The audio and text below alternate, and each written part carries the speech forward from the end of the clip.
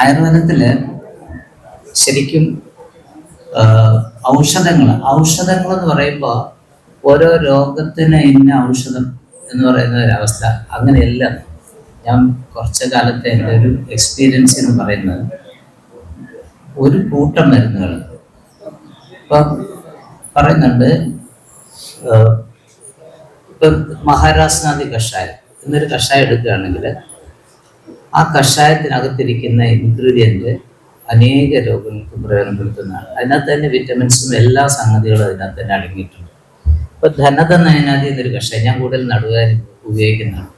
ആ കഷായത്തിന്റെ പ്രയോഗം എന്ന് പറഞ്ഞാൽ അത് രസാർദ്ധിത ആക്ഷേപവാദ, അർദ്ധിതം ആക്ഷേപകം തുടങ്ങിയിട്ടുള്ള വാദങ്ങൾക്ക് കൊടുക്കുന്ന ഒരു ഒരു ഒരു മരുന്നാണ് ഒരു ധനത നയനാദി കഷായം. ഞാൻ കൂടുതൽ നടുവേദനയ്ക്ക് കൊടുക്കും. അപ്പൊ എന്താണ് നടുവും ഇതും കൂടെ തമ്മിലുള്ള ബന്ധം? ആക്ച്വലി അത് ബ്രെയിനും അതേപോലെ നാഭിസ്ഥാനവും മർമ്മസ്ഥാനങ്ങളാണ്. ഇത് അങ്ങനെ ഒരു പ്രവർത്തനമുണ്ട്. വായുവിന്റെ ഗതിയാണ്. മുമ്പേ നിരീക്ഷിച്ച് പറഞ്ഞ പോലെ വായുവിന്റെ ഗതി മാറുമ്പോൾ, അതായത് രോധമുണ്ടാകുമ്പോൾ, തടസ്സമുണ്ടാകുമ്പോൾ, അധോവാദസ്യ രോധേന ഉന്മ ഉദാവർത്തരുക്ലമെന്ന്. ഈ താഴോട്ടുള്ള വായുവിന്റെ ഓരോ ഇത് പോയി കഴിഞ്ഞാൽ മുകളിലോട്ട് വായു ഗമിച്ചേ പറ്റുള്ളൂ. അത് എങ്ങോട്ട് പോകുന്നു? സ്ഥാന സംശ്രയം. ഒരു സ്വസ്ഥാനത്ത് നിന്ന് സംശ്രയിച്ച് മറ്റുള്ള സ്ഥാനങ്ങളിൽ ചെന്ന് രോഗങ്ങളായിട്ട് മാറുന്ന അവസ്ഥയാണ്. അപ്പം നമ്മൾ ചെയ്യുമ്പോൾ ഒരു ഗന്ധർവസ്ഥാതി കഷായം രാവിലെ വൈകിട്ട് ധനാനാദിയും കൂടെ കൊടുത്താൽ ആക്ച്വലി ഇങ്ങനെയുള്ള, അതായത് നടുവേദന തുടങ്ങിയിട്ടുള്ള രോഗങ്ങൾക്ക് ഒരുപാട് ഞങ്ങളുടെ ഒരു പ്രയോഗം ഞാൻ ജസ്റ്റ് പറഞ്ഞതെന്ന് മാത്രമേ ഉള്ളൂ. കാരണം ഇതിനകത്തെല്ലാം അടങ്ങിയിരിക്കുന്ന ഒരു എനർജി ഉണ്ട് എന്നാണ് പറയുന്നത്. ഔഷധങ്ങൾ നിർമ്മിക്കുമ്പോഴും ശ്രദ്ധിക്കാനുള്ള ഒരു സംഗതി, അത് കഥകൾ പറഞ്ഞുകൊണ്ട് ചെയ്യാനുള്ളതല്ല ഔഷധ നിർമ്മാണം. അത് വേദങ്ങളാണ്. വേദം ചൊല്ലിക്കൊണ്ട് ഉണ്ടാക്കി കഴിഞ്ഞാൽ അതിനകത്ത് എനർജി ഫോം ആകും. ആ എനർജി ഫോം ആയി കഴിഞ്ഞാൽ ആ ഔഷധം കൂടെ, അപ്പോൾ അതാണ് പഴയ കാലത്ത് കൈപുണ്യം എന്ന് പറയുന്നത് നമ്മൾ കൊടുക്കുമ്പോൾ അതിനകത്ത് ധ്യാനത്തോടു കൂടി കൊടുക്കുമ്പോൾ അവിടെ എനർജി ക്രിയേറ്റ് ചെയ്യും. ആ എനർജിയാണ് വാസ്തവത്തിൽ നമ്മുടെ രോഗത്തെ മാറ്റുന്നത്. അപ്പോൾ നമ്മൾ ധാര ചെയ്യുന്നു എന്ന് പറയുന്നത്, ധാര എങ്ങനെയാണ്? ശിരോധാര നമ്മൾ കേൾക്കും. അപ്പോൾ ശിരോധാര ചെയ്താൽ തലയ്ക്ക് നല്ല സുഖമാണ്, ഇത്ര സാധാരണ ധരിക്കുന്നുള്ളൂ. അല്ലെങ്കിൽ നമ്മുടെ ശരീരത്തിൽ കൂടി ഒഴിക്കുന്ന ഓരോ ധരയിലും നമ്മൾ കാണുന്നത് അപ്പോൾ ഒരു ലൂബ്രിക്കേഷൻ കിട്ടി എന്നാണ് ധരിക്കും. അല്ല, ആക്ച്വലി നമ്മുടെ പ്രകൃതിയുടെ ഭാഗം തന്നെ ആയ നമ്മളും അതിനകത്തുണ്ടാകുന്ന എനർജി, അതായത് മാഗ്നറ്റിക് ആൻഡ് ഇലക്ട്രിക്കൽ ചാർജസ് ആണ് അവിടെ ഉണ്ടാകുന്നത്. ഈ മാഗ്നറ്റിക് ചാർജസ് നമ്മുടെ ബോഡിയിൽ ഉള്ളതുപോലെ ഇലക്ട്രിക്കൽ ചാർജസ് നമ്മുടെ ബോഡിയിൽ ക്രിയേറ്റ് ചെയ്ത് നിൽക്കുന്ന ഒരവസ്ഥയാണ്. വാട്ടർ ഫോഴ്സിൽ നിന്ന് എപ്രകാരം കറണ്ട് ഉത്പാദിപ്പിക്കുമ്പോൾ അതേപോലെ ഈ ധാര ചെയ്യുമ്പോൾ റിപ്പൾഷൻസ് ഉണ്ട്. നമ്മുടെ സെൽസ് എല്ലാം ഡിവൈഡ് ചെയ്യുന്നതിന് കൂടുതൽ സെൽ റീജനറേഷൻ എന്ന് പറയുന്നത്. അങ്ങനെ ഒരു സെൽസ് ഡിവിഷൻ നടന്നിട്ട് ബോഡിയെ ക്രമമായിട്ട് കൊണ്ടുവരുന്നതിന് വളരെ സഹായിക്കുന്ന ഒരവസ്ഥ. അതാണ് ധാരകൾക്കൊക്കെ ഉള്ള കൊടുപ്പ്. ആൾക്കാർ വിചാരിച്ചിരിക്കുന്ന ചെല്ലുന്ന ഒരു ധാര ചെയ്യുന്നു, അതിനകത്ത് കുറേ പൈസ പോകുന്നു. അങ്ങനെ അല്ലാതെ അതിന് ഒരുപാട് ഗുണങ്ങളുണ്ട്. നമ്മുടെ പ്രകൃതിയിൽ ഒരുപാട് ഗുണങ്ങളുണ്ട്. അപ്പം മുമ്പേ അദ്ദേഹം പരാമർശിച്ച പോലെ എൻ്റെ ഒരു ചിന്തയിലുള്ള ഒരു സംഗതിയുണ്ട്. ഇന്ന് ഇത് പറഞ്ഞപ്പോൾ ഗിരീഷ്ജിയെ വിളിക്കാൻ എന്തുകൊണ്ട് പറഞ്ഞു, അങ്ങ് കേൾക്കുമെന്ന് ധരിക്കുന്നു.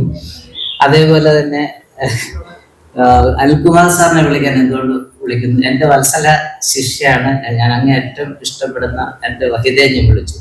ഇതിന് ചില കാര്യങ്ങളുണ്ട്.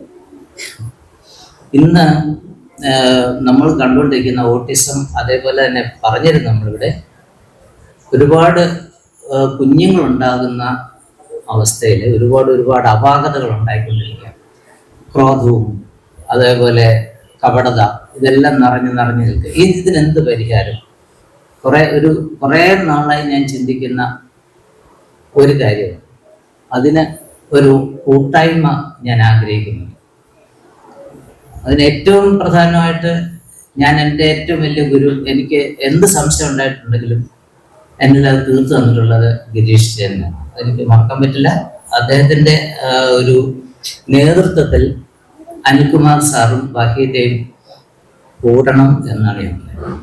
അതായത് ഓട്ടിസം അതേപോലെയുള്ള രോഗങ്ങൾ വരുമ്പോൾ, ഇന്ന് നമ്മൾ ജനിക്കുന്നതിന് മുമ്പ് ഒരു മാതാപിതാക്കൾ, അതിന് എൻ്റെ ഒരു സങ്കല്പത്തിലുണ്ട്, ഒരു 4-5 വീട് ഗ്രഹങ്ങൾ ഉണ്ടാക്കുക എന്നാണ് ഞാൻ സങ്കല്പിക്കുന്നത്. കൊച്ചു കൊച്ചു ഗ്രഹങ്ങൾ ഉണ്ടാക്കി അതിൽ ഒരു പ്രധാന സ്ഥലത്ത്, അതിങ്ങനെയുള്ള ഒരു റിമോട്ട് ഏരിയ, ശരിക്കും ഒരുപാട് ശബ്ദങ്ങളും കോലാഹലങ്ങളും ഒന്നും ഇല്ലാത്ത ഒരു സ്ഥലം തിരഞ്ഞെടുക്കുക. അതിൽ ആദ്യം നമ്മുടെ ഒരു പരീക്ഷണാർത്ഥം 4 or 5 ഗ്രഹങ്ങൾ ഉണ്ടാക്കി ആധ്യാത്മികമായി ഭാര്യ ഭർത്താക്കന്മാർ ജീവിക്കുന്ന ഒരു സാഹചര്യം. ഔഷധങ്ങളും നമുക്ക് കൊടുക്കാൻ പറ്റും.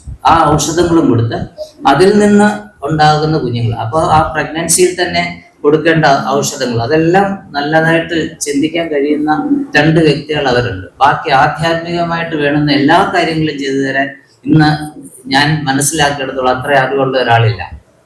10-12 മണിക്കൂർ മെഡിറ്റേറ്റ് ചെയ്ത് ജീവിക്കുന്ന അദ്ദേഹം ഞാൻ വിളിച്ചുകൊണ്ട് മാത്രമാണ് ഇന്നിവിടെ വരുന്നത്. അല്ലെങ്കിൽ വരത്തില്ല, എങ്ങും പോകാറില്ല. പ്രഭാഷണം നിർത്തിയത് എന്നോട് എന്നെ പറഞ്ഞതാണ്. അപ്പൊ അദ്ദേഹം വരുന്നതിന്റെ ഒരു കാരണം ഇതാണ്. ഞാൻ വിളിച്ചതിന്റെ കാരണം ഇത് തന്നെയാണ്. കാരണം എനിക്കത് എൻ്റെ ഉള്ളിൽ കിടക്കുന്ന ഒരു സംഗതിയാണ്. അത് എങ്ങനെയെങ്കിലും നമുക്ക്, അത് എനിക്കിനി കുറച്ചു കാലം കൂടെ കാണുള്ളൂ. ആ കാണുന്ന കാലഘട്ടത്തിൽ ഈ കാര്യങ്ങൾ ഇവിടെ ഒന്ന് തുടങ്ങി വെച്ചാൽ മതി, ബാക്കി പിന്നെ ഓടിക്കോളും. ഇവരെല്ലാം കാണും, കൊടുക്കും എന്നാണ് എൻ്റെ വിശ്വാസം. പിന്നെ സുരേഷിനെ കുറിച്ച് 2 വാക്ക് പറയാതിരിക്കാൻ പറ്റില്ല. സുരേഷ് എപ്പോഴും ഹൈഡാണ്, ഒളിഞ്ഞിരിക്കുന്ന ആളാണ്. സുരേഷിന്റെ കഴിവ് അപാരമാണ്. അത് വെളിയിൽ ആർക്കും അറിയില്ല. എനിക്ക് പക്ഷെ പണ്ടേ ഞാൻ മനസ്സിലാക്കിയിട്ടുള്ളതാണ്. ഭയങ്കര അറിവും കാര്യങ്ങളും എല്ലാം ഉണ്ട്, പക്ഷെ ഒരിക്കലും അത് പ്രകടിപ്പിക്കില്ല. എപ്പോഴും ഒളിഞ്ഞൊളിഞ്ഞ് പുറകോട്ട് നിൽക്കുന്ന ഒരു അവസ്ഥയാണ്. അപ്പൊ ഇത് ഈ പിന്നെ ബുക്ക് എഴുതുന്നതിനെ കുറിച്ച് എന്നോട് വളരെ നാൾ മുമ്പ് ഇങ്ങനെ ചെറുതായിട്ട് ഇങ്ങനെ സൂചിപ്പിക്കുമായിരുന്നു. അതിനു മുമ്പ് ആണ് നിർമ്മലാനന്ദഗിരി, അദ്ദേഹമായിട്ട് വളരെ അടുപ്പം. അദ്ദേഹം എങ്ങോട്ട് പോകുന്നോ കൂടെ പോകുമായിരുന്നു. എനിക്കറിയാം. ഒരിക്കല് എനിക്കൊരു ഭാഗ്യം ഉണ്ടായി. അദ്ദേഹം പിന്നെ പത്തനംതിട്ട ഹോസ്പിറ്റലിൽ വരികയും ഞാൻ ഇരിക്കുന്ന കസേര, അദ്ദേഹം പറയും ഇരിക്കില്ല എന്ന് പറഞ്ഞില്ല, ഇരുന്നേ പറ്റുള്ളൂ. കാരണം അദ്ദേഹം അതിൽ നിന്നിരുന്ന് കഴിയുമ്പോൾ എനിക്കൊരു ആത്മസംതൃപ്തിയായിരുന്നു. അത്രയും ഞാൻ ബഹുമാനിക്കുന്ന അറിവിന്റെ ഭണ്ഡാരമായിരുന്നു അദ്ദേഹം.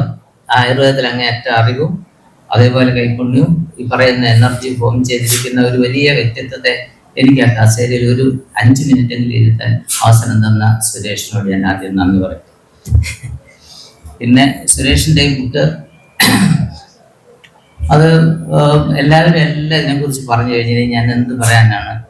അത് അങ്ങേയറ്റം ഭംഗിയായിട്ട് ഈശ്വരാനുഗ്രഹം കൊണ്ട് ഒരുപാട് പേർക്ക് അത് പ്രയോജനപ്പെടട്ടെ എന്ന് സുരേഷിൻ്റെയും അതേപോലെയുള്ള വൈദ്യത്തിൽ ഒരു വൈദ്യനാകേണ്ട ആളായിരുന്നു സുരേഷ്.